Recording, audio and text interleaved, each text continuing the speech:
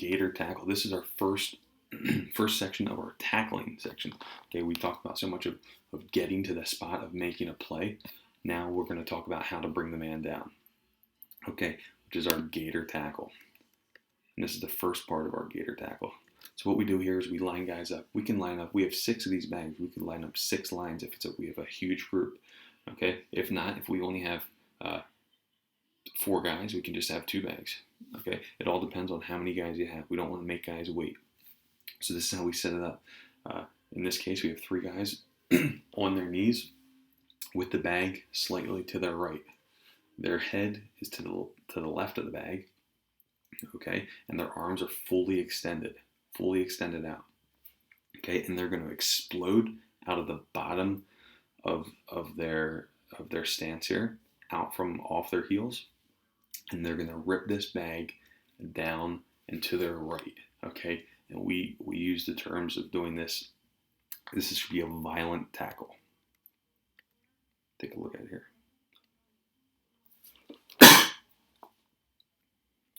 That's a good job. Violent tackle. Boom. Let's take a look at it one more time here. Violently bringing this bag to the ground. Okay, we can't do this in slow motion. We can't do this slowly. Some keys to this drill is, okay, ripping the bag into our chest and then spinning. Okay, we call it Gator tackle because it looks like an alligator when he sinks his jaws into an animal and does his spin. Okay, that's why he does it, to be able to just bring that animal off its feet into the ground.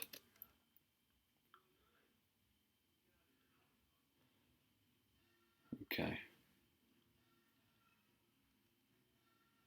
Gator tackle part 2. Okay, this is just a progression of this drill. Now they're standing. Now, I'd like it if coaches did not hold the bags, and you always give a player a bag. Okay, giving a player a bag makes him do something, gives him more chances of not picking daisies in the back of the line. So that's why we always try to have players holding the bags if they can. Okay, so the second progression of this is now we're maybe 2 yards away from that bag on a 45-degree angle. Okay, now we can work a sprint, a low sprint, or gather step to this bag. Okay, we're working on keeping our head to the back side of the bag. Okay, like this man is running to our right.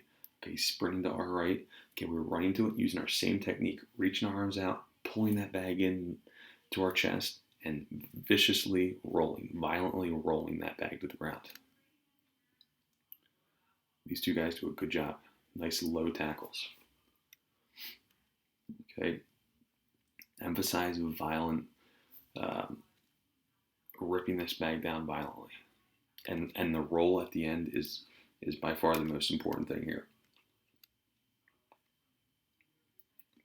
Gator tackle. Now the third progression.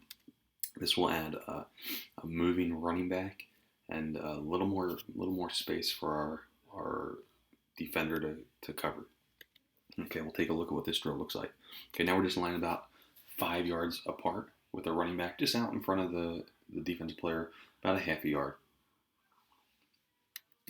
Okay, emphasizing back hip, getting nice and low, getting to the bag, pulling it into us, and viciously rolling him over like a gator. That's an excellent job of that player right there.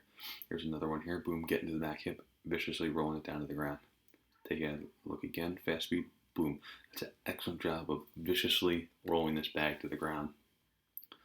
Playing nice and low. Boom, that's a good job. Okay, what does this look like in a game time situation?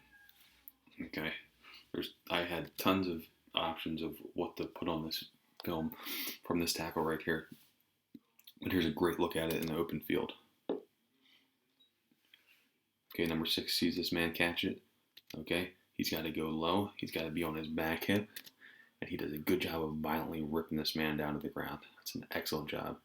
Here's closer and slowed down. Exactly how we teach it.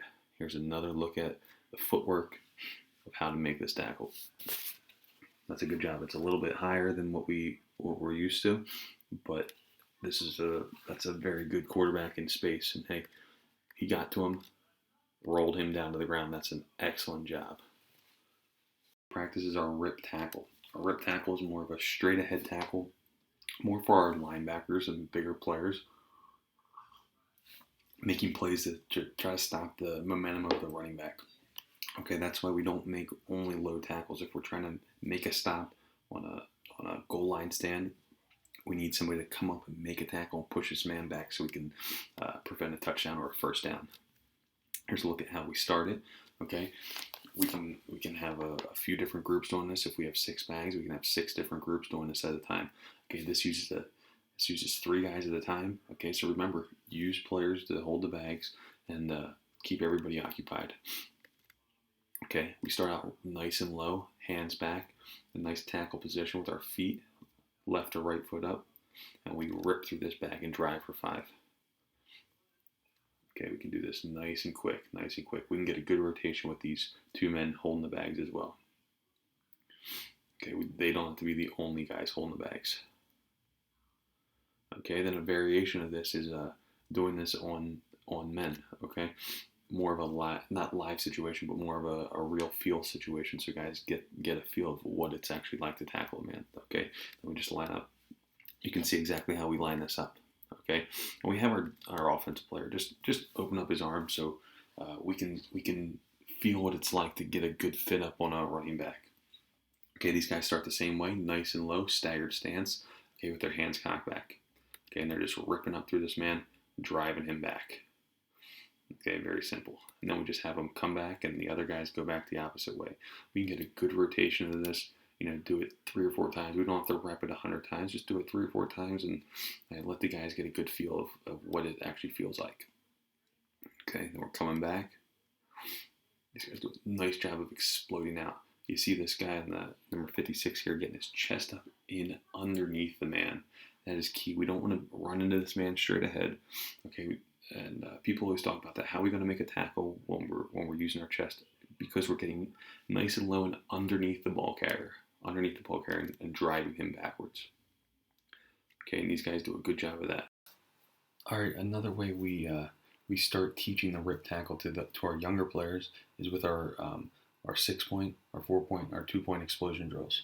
Okay, this emphasizes playing low, and it really emphasizes getting our hips into the tackle, meaning making our hips uncoil when we make a tackle.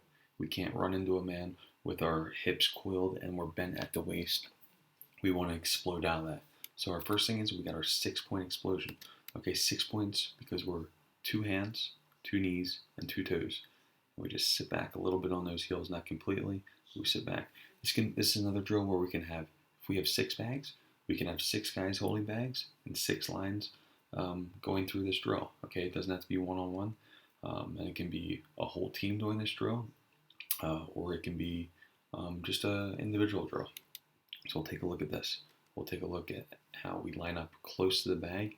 This man could even be a little bit closer. His face mask could be just either touching the bag or a few inches away.